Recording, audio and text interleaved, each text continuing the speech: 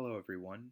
We hope you enjoy our presentation of the Supreme Court case Walmart versus Dukes by Evan Petitt, Helen Wang, Jiyoung Lee, and Laura Donnelly. Along the course of our presentation, Jiyoung will lay out the facts of the case, Helen will talk about the legal issues, Laura will discuss the judicial opinion, and I will wrap things up with our team's opinion on the ruling, as well as examine another Supreme Court case that we believe will have important implications going forward regarding class action lawsuits. Hi, this is Jiyoung Lee, and I would like to introduce the facts on the Walmart case. On June 8th of 2001, 6 current and former Walmart employees from California, Illinois, Ohio, Texas, and Florida have filed a massive nationwide sex discrimination class action lawsuit today in the U.S. District Court for the Northern District of California against Walmart Stores, Incorporated, Dukes versus Walmart Stores Incorporated, seeking to represent a class of more than 1.5 million female employees at 3,400 Walmart stores across the United States. They claim that the retailer made discriminatory decisions based on gender in determining female employees' pay and eligibility for promotions and sought billions of dollars in damages. On June 22, 2004, U.S. Judge Martin Jenkins of the Northern District of California certified a class of all current and former employees of Walmart who worked at its U.S. stores at any time since December 26, 1998. On December 11, 2007, the Ninth Circuit U.S. Court of Appeals panel limited the class to exclude workers who are not employed by Walmart when the plaintiffs filed their first amended complaint on June 19, 2001. On April 26, 2010, in a 6-5 vote, the Ninth Circuit U.S. Court of Appeals allowed the gender bias suit to proceed as a class action. On August 25, 2010, Walmart petitioned the U.S. Supreme Court to review the class certification decision. On December 6, 2010, the justices granted certiorari and agreed to hear Walmart's appeal. Oral arguments were held on March 29, 2011. On June 20, 2011, the U.S. Supreme Court reversed certification, finding that it was not consistent with Federal Rule of Civil 23A. I want to show the Dukes interview on the date of March 29, 2011, when the Supreme Court heard oral arguments.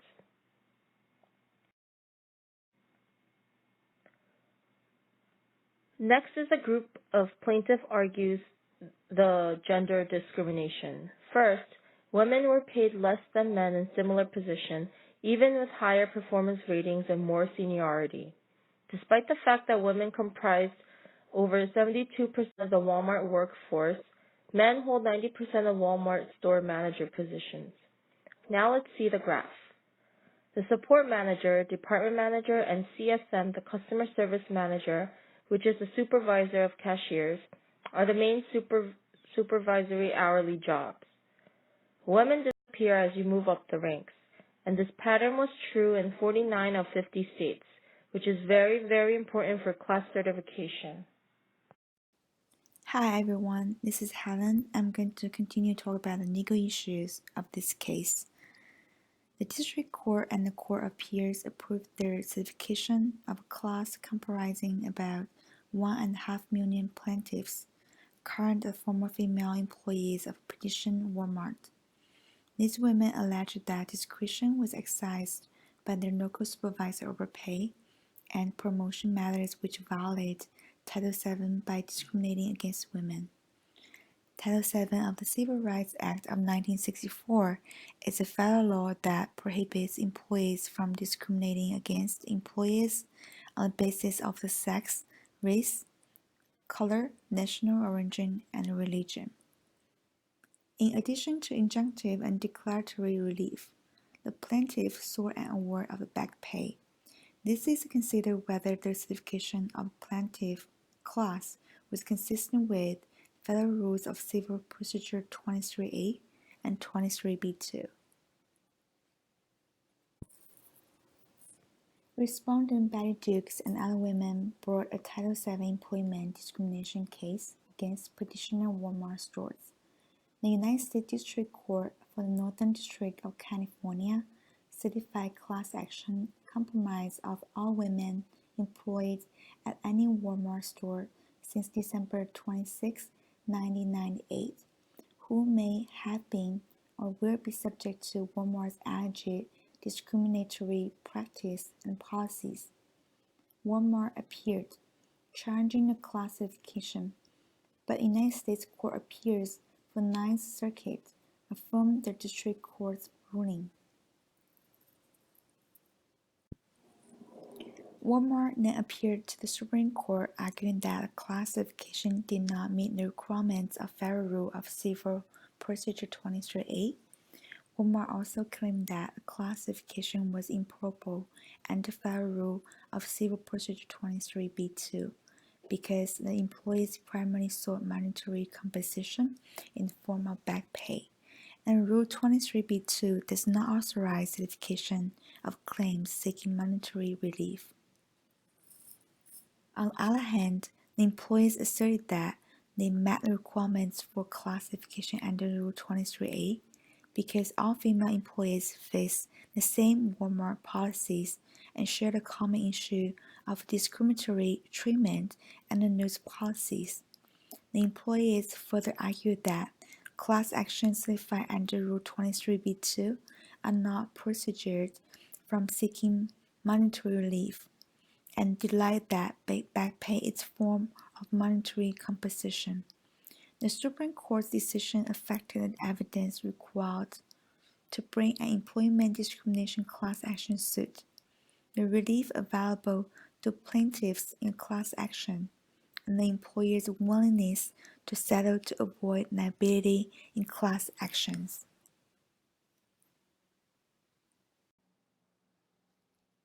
The main opinion controlling both the 5-4 and 9-0 results was written by Justice Antonin Scalia. The most significant part of the new ruling was the stress it put on the Rule 23 demand that all of those in the class must have a common legal claim. This means that in a workplace bias case, each must show up front that the bias they claim was targeted at each of them. As you can see by this chart, the issue of commonality was split 5-4 in shutting down a class action lawsuit against Walmart that could have affected the legal claims of as many as 1 million women. The court's 4 most liberal members, including the 3 women justices, dissented. The court also ruled unanimously that under Rule 23, the women could not bring a claim for back pay as a remedy for discrimination under the legal theory that their lawyers had used. In summary, the court ruled that each of the women would have to complain on their own to federal officials or file their own individual lawsuit. In addition, the court's ruling demonstrated that the bigger the company, the more varied and decentralized its job practices, the less likely it will have to face a class action claim. Justice Scalia summarized the claim that was brought upon Walmart as quoting, "It was a corporate culture that institutionalized a bias against female workers, thereby making every woman at the company the victim of one common discriminatory practice." However, the majority of the justices in this case agree that the Walmart women's lawsuit could not meet this standard. The court said further that the lawsuit lacked some glue holding its claims together, and that glue would be the actual reasons behind each of those decisions. According to the court majority, there is too wide of a gap between an individual's workplace bias grievance and the existence of a class of persons suffering exactly the same injury. In fact, the court noted that Walmart has a national policy against sex bias, and that the statistical evidence that the women's lawyers had offered did not establish that the corporate culture implementing that policy translated into such a valid policy of legal discrimination down at the retail store level.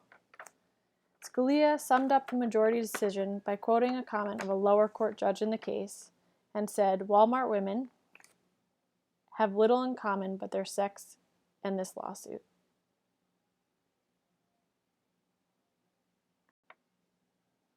The dissenters argued that the evidence the women's lawyers had offered did suggest that the gender bias suffused Walmart's company culture. Their evidence also indicated that the differences in pay and promotions between women and men workers could only be explained by this bias and not neutral variables.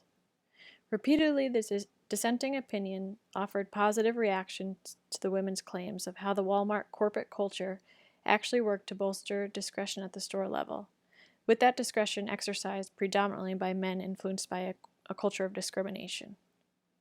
The part of the ruling that had the support of all the justices declared that the section of Rule 23 that permitted class action requests for injunctions or declaratory rulings does not generally allow for claims for money payments, such as back pay in the workplace bias case, unless that kind of remedy is merely incidental to the type of court orders that section authorizes. Let me start out by saying that our group agrees with the Supreme Court's decision in Walmart v. Dukes the way the case was laid out. Let's be clear, though. The court did not decide whether Walmart had, in fact, discriminated against women, only that they could not proceed as a class. Justice Scalia said the women suing Walmart could not show that they would receive a common answer to the crucial question, why was I disfavored? The case involved literally millions of employment decisions. Justice Scalia wrote, and the plaintiffs were required to point to, quote, unquote, some glue holding the alleged reasons for all those decisions together. As you can imagine, it would have been very difficult to prove that a chain as widespread as Walmart had systematically discriminated against more than 1 million women. There's a reason no court has ever certified a class so large before. In our opinion, the lawyers should have done a better job of constructing the case. 1.5 million claims was too aggressive, and Justice Scalia pointed out that this was the weakest part of the lawsuit. Our group believes many of the women had legitimate claims, and it seems clear to us that Walmart was in fact in the wrong, but it seems the lawyers overreached with the number of claims. So we asked ourselves, what should have been done differently to have brought together a better lawsuit? Well, we believe a small minority of women who had actionable claims against Walmart should have sued and would have likely recovered far more than they would have in a class action. As a result, Walmart would have been forced to amend their current procedures and practices to accommodate and promote women, which we believe would have been the appropriate ruling. In the next slide, we will explain a Supreme Court case, Ellis versus Costco, that was structured and decided the way we believed the Walmart case should have been.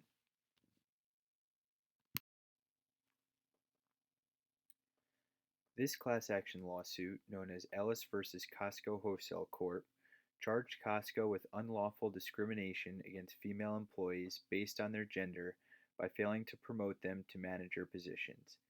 The lawsuit sought money damages, including lost wages, for women who were denied these promotions because of their gender.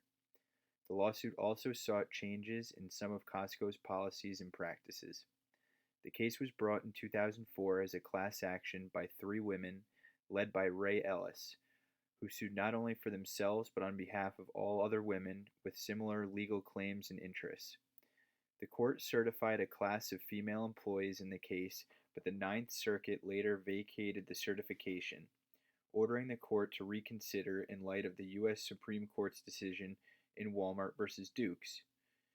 U.S. District Judge Edward M. Chen found that the suit focused its claims on the company's promotion policies to only the general manager and assistant general manager positions, in contrast to the Dukes case in which the Supreme Court found that the plaintiffs hadn't identified a uniform, discriminatory company policy to support sweeping claims that they had faced bias in both pay and promotion decisions. After nearly 10 years of litigation, including 2 appeals, the parties agreed to settle the case. After class members were notified of the settlement and presented with an opportunity to be heard, the court granted final approval of the settlement, finding that it was fair, reasonable, and adequate in all respects. As a result, Costco made certain changes to its promotion process for general manager positions. In addition, the settlement established a claims process in which class members could file a claim and an arbitrator would decide if the class member was denied a promotion because of gender. The settlement created an $8 million fund from which successful claims would be paid. In conclusion, we'd like to highlight how the Dukes case was distinguishable from the Ellis case and discuss the impact these rulings will have on future class actions. Dukes and Ellis are most evidently distinct in class size. While the Dukes plaintiffs sought to certify a class of more than 1.5 million female Walmart employees, the Ellis class is comprised of approximately 700 current and former Costco employees. Judge Chen reasoned, although class size has no per se bearing on commonality, when the claims focus in part on the exercise of managerial discretion, it is reasonable to suspect that the larger the class size, the less plausible it is that a class will be able to demonstrate a common mode of exercising discretion. We believe this to be clear evidence that the lawyers tried to overreach in the Dukes case and ultimately why they received an unfavorable ruling. So what implications will these rulings have going forward in regards to class actions? When the Dukes versus Walmart ruling was first made, people called it a quote, death blow to class actions. But fortunately, Ellis versus Costco is likely to be a key ruling in the post-Dukes era, and it provides a far more optimistic view of the possibilities for class treatment than they had predicted when Dukes was first issued. On behalf of myself, Jiyoung Lee, Helen Wang, and Laura Donnelly, we thank you for listening to our presentation on the Supreme Court case Walmart versus Dukes.